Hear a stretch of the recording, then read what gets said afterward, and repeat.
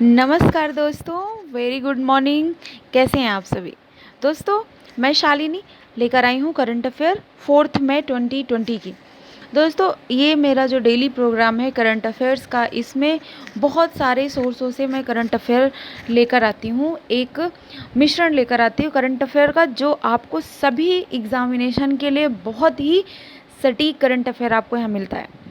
तो दोस्तों, आइए स्टार्ट करते हैं आज का हम करंट अफेयर। दोस्तों, हमारा जो पहला टॉपिक है वो है अंतर्राष्ट्रीय fire fighter day, international fire fighter day. ये जो है 4 मई को प्रतिवर्ष विश्व में मनाया जाता है। 1999 से 99 से ये डे मनाना स्टार्ट किया गया है। दोस्तों, जो फायर फाइटर होते हैं, जो कर्मी होते हैं, ये अपनी जान पर खेलकर आग से हमारी रक्षा करते हैं। हमारे प्राकृतिक संपत्ति को, जैसे जंगल हैं और भी वन हैं, पेड़ हैं, इन सबको बचाते हैं। साथ ही बिल्डिंग्स को, इंसानों को, सबको बचाते हैं। तो इनका ये काम जो बहुत ही सैक्रिफाइस वाला होता है, बलिदान वाला होता है। तो 1999 से ये डे मनाना शुरू हुआ है। इसके पीछे एक कारण है। ऑस्ट्रेलिया में दिसंबर 1998 में एक बहुत बड़ा अग्निकांड हो गया था, और वहाँ पर उस अग्निकांड में 4 फायर फाइटर्स की डेथ हो गई थी। उसके बाद से फायर फाइटर को सम्मान देने के लिए प्रतिवर्ष 4 मई को अंतर्राष्ट्रीय फायर फाइटर डे मनाया जाता है। अगला टॉपिक है हमारा आइडियाथॉन। दोस्तों, ये क्या है? आइडियाथॉन क्या है? ये जो है नदी प्रबंधन का भविष्य, future of river management system in India के लिए आइडियाथॉन एक कार्यक्रम, एक वेबिनार है, ये स्टार्ट किया गया है। किसके द्वारा? जो है national mission of Ganga river, national mission of Ganga, जो कि जल शक्ति मंत्रालय के अधीन है, उसके द्वारा, और शहरी मामलों के संस्थान जो है NIUA, national institute of urban affair के द्वारा स्टार्ट किया गया है आइडियाथॉन। यह एक वेबिनार है जो कि इंटरनेट के माध्यम से एक ये कार्यक्रम स्टार्ट किया गया है कि कोविड-19 के बाद जो नदियों के प्रबंधन का भविष्य क्या होगा।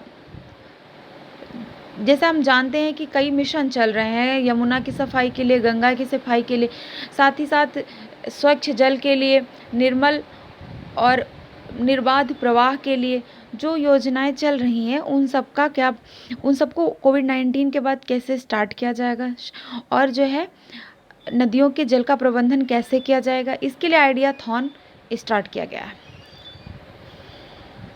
अगला है इंजेनिटी हेलीकॉप्टर। दोस्तों, वनीजा रूपानी भारतीय मूल की एक छात्रा है जो अमेरिका में अल्बाना में रहती है। दोस्तों, ये जो है नासा ने एक कंपटीशन स्टार्ट किया था कि ये नासा का अगला मंगल मिशन जो है वो पहला हेलीकॉप्टर मिशन होगा, और जो है उसका नाम क्या होगा, इसके लिए नासा ने कंपटीशन स्टार्ट किया था। तो वनीजा रूपानी जो एक छात्रा है, उसने निबंध जो है लिखा और उसका सिलेक्शन हो गया। तो वनीजा रूपानी ने जो नाम दिया, उसका नाम इंजेनिटी हेलीकॉप्टर रखा गया। तो ये दोनों इम्पॉर्टेंट है, वनीजा रूपानी एक व्यक्तित्व के तौर पर, और इंजेनिटी हेलीकॉप्टर क्या है और किस का है, ये बहुत इम्पॉर्टेंट है आने वाले एग्जामिनेशन के लिए। एक बीमारी अफ्रीकन स्वाइन फ्लू। अगला हमारा क्वेश्चन है कि अफ्रीकन स्वाइन फ्लू क्या है।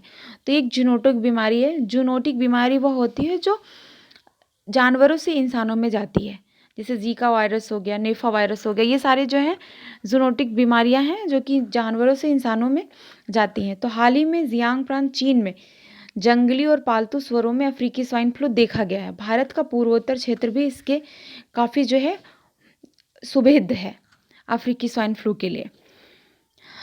अगला है हमारा टॉपिक राष्ट्रीय उच्च सुरक्षा पशुरोग संस्थान कहाँ स्थित है।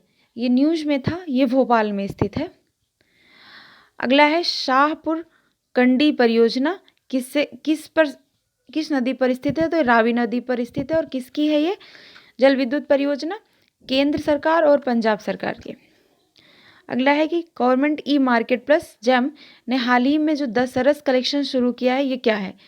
तो ये जो है ग्रामीण स्वयं सहायता समूहों द्वारा निर्मित दैनिक उपयोग करने वाले उत्पादों से संबंधित एक पोर्टल है, जो कि गवर्नमेंट ई मार्केट प्लेस ने शुरू किया है। इसमें जो है जो भी रूरल एरिया के सेल्फ हेल्प ग्रुप्स हैं, वो जो डेली यूजेस के लिए प्रोडक्ट्स बनाते हैं, वो अपना इस पोर्टल पे जाके उसकी सेल कर सकते हैं, उसको बेच सकते हैं। उसको गवर्नमेंट खरीदेगी, फिर गवर्नमेंट बेचेगी। तो इससे जो है जो स्वयं सहायता समूह है, उनको निश्चित समय पर निश्चित धनराशि और उनका पैसे उनको मिलेंगे। ये काफ़ी ग्रामीण क्षेत्रों में रोजगार और लाभ प्रदान करने के लिए काफ़ी एक प्रोत्साहन वाला कार्यक्रम है, पोर्टल है, जो सरकार के द्वारा शुरू किया गया है। हाल ही में न्यूज़ में एटलस था। एटलस क्या है? वैसे तो एटलस एक भूगोल का एक मैप होता है, लेकिन अभी एटलस क्या था? तो ये चर्चा में रहा धूमकेतु था, कॉमेट था, जो तो ये ऐसी आशंका व्यक्त की गई थी कि ये एटलस जो है आके पृथ्वी से टकरा सकता है। धूमकेतु क्या होते हैं? ये सूर्य की परिक्रमा करते हैं और चट्टान, धूल और जमी हुई गैसों से बने होते हैं। इनमें जब ये सूर्य की चारों ओर परिक्रमा करते हैं, तो इनके ये पदार्थों की वजह से पूंछ टाइप के निकल आती है, जिनसे ये पुच्छल, इनकी पूंछ भी सूर्य के चारों ओर घूमती है। यही जो है क्षुद्र ग्रहों और जो धूमकेतु, उसमें एक मुख्य अंतर है। एरीज क्या है? ये एक आर्यभट्ट वेधशाला है, जो कि नैनीताल उत्तराखंड में स्थित है।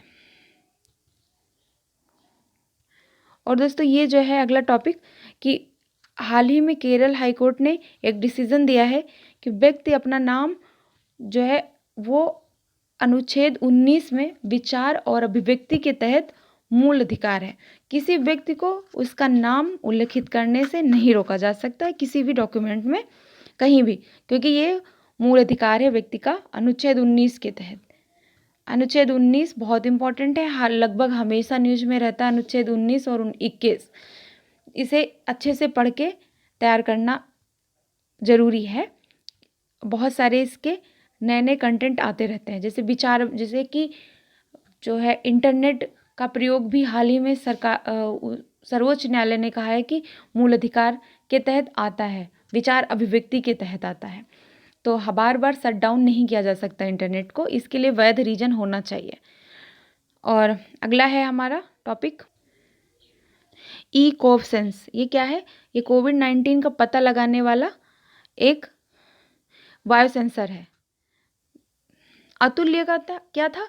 तो अतुल्य एक स्टेरलाइजर है, माइक्रोवेव, वो दूसरी तरीके से पता लगाएगा, और ये बायोसेंसर है जो सलाइवा होती है, लार, उसके थ्रू ये पता लगाएगा।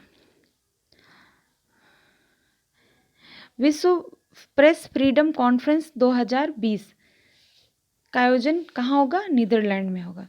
3 मई को विश्व फ्रीडम डे मनाया जाता है, तो उसी संदर्भ में विश्व प्रेस फ्रीडम कॉन्फ्रेंस का आयोजन होता है। इस बार नीदरलैंड में होगा, लेकिन कोविड-19 को देखते हुए इसका आयोजन जो है अक्टूबर में अब किया जाएगा, लेकिन स्थान वही रहेगा, नीदरलैंड। अगला क्वेश्चन है हमारा, गुट निरपेक्ष आंदोलन का सम्मेलन 2020 का कहाँ होगा? वो अजरबैजान में होगा, जो कि 2022 तक इसकी मेज अध्यक्ष है। और अब प्रधानमंत्री नरेंद्र मोदी पहली बार 2020 के गुट निरपेक्ष आंदोलन का प्रतिनिधित्व करेंगे भारत की तरफ से। इससे पहले वाइस प्रेसिडेंट इसका जो है प्रतिनिधित्व करते थे भारत की तरफ से। 2012 में प्रधानमंत्री मनमोहन सिंह ने लास्ट टाइम अटेंड किया था गुट निरपेक्ष आंदोलन सम्मेलन का, शिखर सम्मेलन। उसके बाद भारत का प्रधानमंत्री जो कि 2020 में अटेंड करेंगे गुट निरपेक्ष सम्मेलन।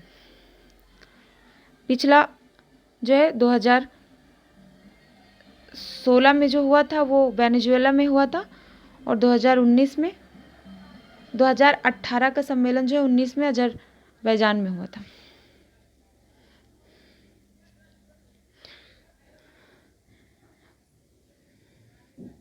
थीम क्या है 2020 की गुट निरपेक्ष आंदोलन की? वी स्टैंड टुगेदर अगेंस्ट कोविड-19। नाम जैसे कि दोस्तों आप जानते होंगे नाम क्या है दोस्तों। 1955 में बांडुंग सम्मेलन हुआ था और 9 स्वतंत्र राष्ट्र के राष्ट्राध्यक्ष भारत की तरफ से प्रधानमंत्री जवाहरलाल नेहरू और मिस्र के, घाना के, इंडोनेशिया के और युगोस्लाविया के राष्ट्रपति ने मिलकर गुट निरपेक्षता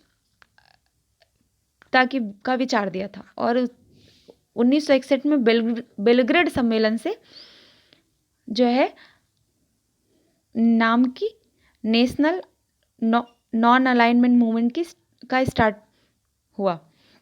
और ये जो है उस समय विश्व जो है 2 गुटों में विभाजित हो चुका था। 1945 में जो वर्ल्ड वार समाप्त हुआ दूसरा, तो उसके बाद यूएसएसआर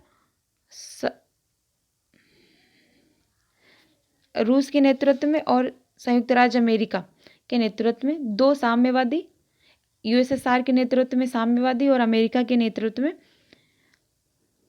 पूंजीवादी गुट तैयार हो गया। और इनमें जो सैन्य हथियारों की होड़ स्टार्ट हो गई, विचारधारा का प्रसार का होड़ स्टार्ट हो गया, देशों को अपनी ओर मिलाने के लिए प्रतिस्पर्धा स्टार्ट हो गई। तो जो 9 स्वतंत्र राष्ट्र है उन्होंने अपनी संप्रभुता की रक्षा के लिए नॉन अलाइनमेंट मूवमेंट स्टार्ट किया ताकि वो किसी गुट में ना मिले और अपनी नीतियों का निर्धारण स्वयं कर सके। ये विश्व में यूएन के बाद सेकेंड वर्ल्ड सबसे बड़ी संस्था है।